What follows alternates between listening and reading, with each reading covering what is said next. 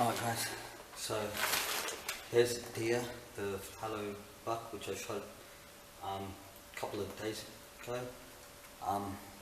Taken his head, chopped off his head over there. I had my wife and my kids with me, so I didn't have all the time in the world to cut off his antlers and the scalp. Neither did I have this trusty bone saw which I nicked off my mate, so I have to go ahead with it. It is a working day, but I have to work on it and I have to get this skull off. The head's okay, it's not smelling or anything like that. It's been cold, so it hasn't started to rot or anything like that. So I'm going to go ahead, cut it off, and hopefully I'm going to show you the whole procedure, how I'm going to clean it. Now I'm only going to take the top part of the skull out and the antlers, and I'm going to mount it hopefully on a frame or something like that. I think it's called European mounting or something of that sort. So let's see how we go.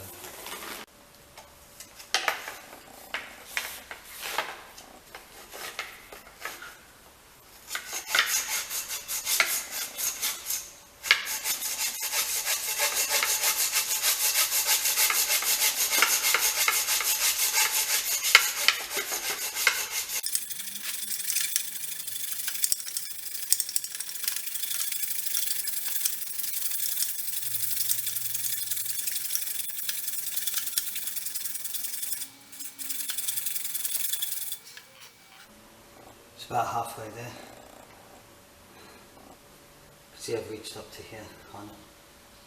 Definitely cut through the bone, halfway through the skull. So hopefully if I carry on cutting it, come up around here somewhere. I have to just slightly do a little.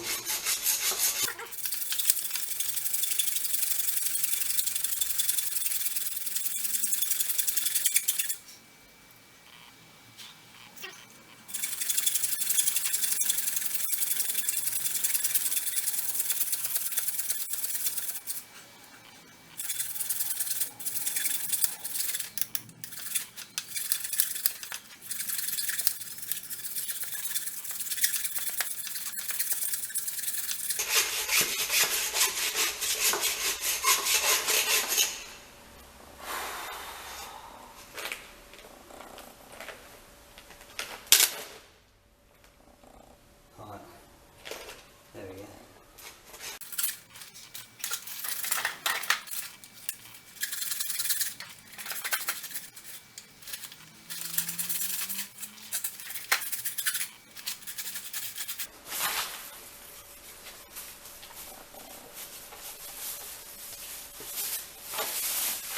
Alright guys, so there we go, that's what I wanted.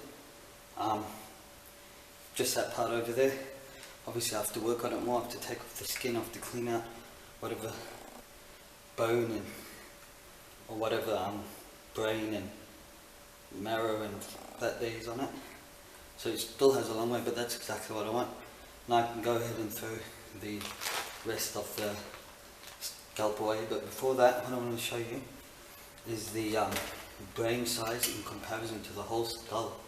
So you might think that it has a large head, it has a large brain, but look at that part around there, that tiny little bit over there is a brain. I've chopped the brain in half, so half of it is down here, but you can see how small that brain is compared to the skull, whereas the human one, we do have thick skulls, but it is quite comparative, that is how large our brain is. It's not that small compared to their head. So yeah, I'm going to go ahead and I'm going to skin that now. Alright guys, so while I'm waiting to just catch my breath back after that, I just wanted to show you what I have over here. This is from a billy goat which I shot, so it's about 1.5 years now. And also similar, using the same bone saw in fact, but it was done out where we were hunting on private property. We took this skull off, and as you can see it's beautiful and white.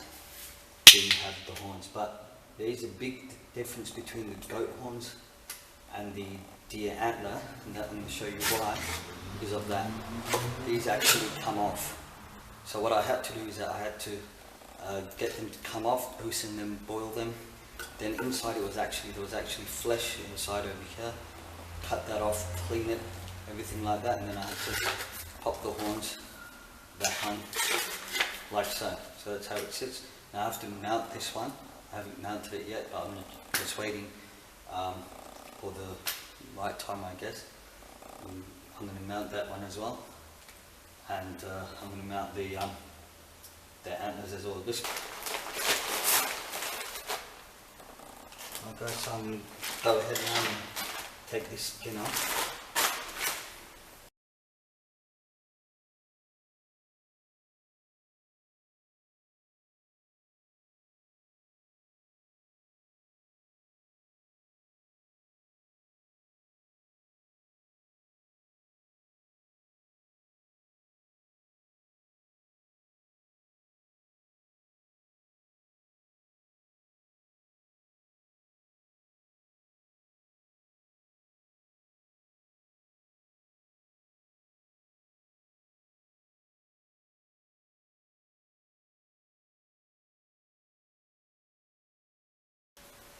Alright guys, so that was the second part. That actually took longer than just sawing it off. I've managed to take off the hair, most of the fur, in fact all of the fur I've taken off. What remains just, there was a lot of fat around it, gelatinous cover. Obviously the next stage now is I'm going to, as you'll see, I'm going to boil it. I'm going to put it in a pot just so that the scalp part is covered in water. I'm going to boil that down for about half an hour to an hour or so, and then I'm going to clean it more, and then I'll show you what I do after this. Alright guys, so now what I've done, I've brought it upstairs to the house and put it on the boil. Put it in a large pot with water. I'm just going to wait for it to boil over. I'm going to give it about half an hour, about 20 minutes to half an hour. Thereafter I'm going to scrape off all the excess meat and the fat, whatever other hairs are left on it. I'm going to give the whole thing a scrub as well, the antlers, just with water and a mild scope, and then I'm going to bleach it overnight. I'll show you when that happens. I'm doing it outside as well because I don't want to stink up the house. Alright guys, so I'm back now, and I've allowed the antlers, or rather the base of the antlers, to boil for about, say about half an hour. I've taken it out now. What I'm going to do, I'm going to scrub it through. I'm going to, with my knife, I'm going to cut off any excess bits of fat or hair or whatever, and give it a solid wash, proper wash, soak everything that I've prepared, and at the end I'm going to put in some bleach.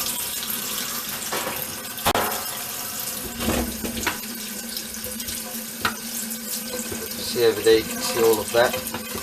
There's all the fat that's coming off quite easy now.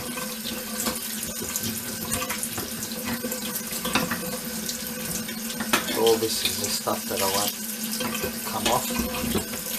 That's coming off quite easy.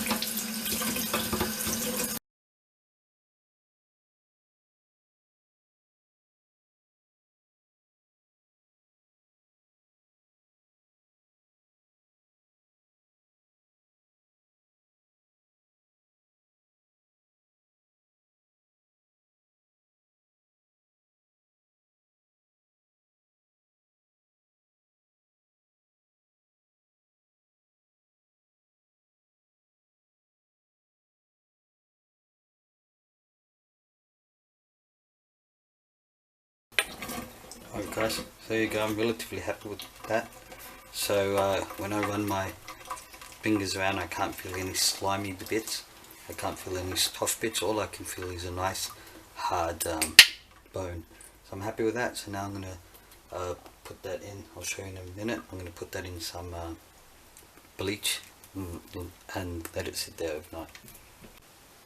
Alright guys, so I'm up to my final stage for tonight, and what I've done is that I've mixed this in a solution of very strong bleach and water.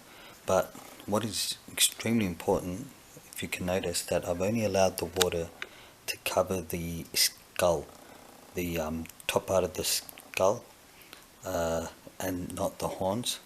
The horns are a little bit wet because of actually water, not because of bleach. Otherwise you'll bleach the horns, which you don't want. So you only want to bleach the bone part, the skull part, to make it nice, shiny, white, and clean. Now what I'm going to do, I'm going to leave it overnight, and tomorrow, sometime tomorrow, I'll work on it further, clean it a bit more, clean the actual antlers just lightly, and then it's ready for mounting. Dry it and ready for mounting. Alright guys, so now I have it. Here we have it. This is the finished product. It's been a few days now. I left it outside for a few days since the last time I recorded. It's turned, as you can see, it's brilliant. It's a beautiful white after I've bleached it. The antlers are perfect. There's, it has all the normal character to it. It's slightly faded at the edges. There's absolutely no smell whatsoever. The edges are a bit rough and a bit sharp, but I have to grind that down when I have the machine. When I have access to a machine, I grind that down. The only thing left now is for me to mount that. That's quite easy. I can take it into somewhere and they can actually mount it up for me on a shield or something like that.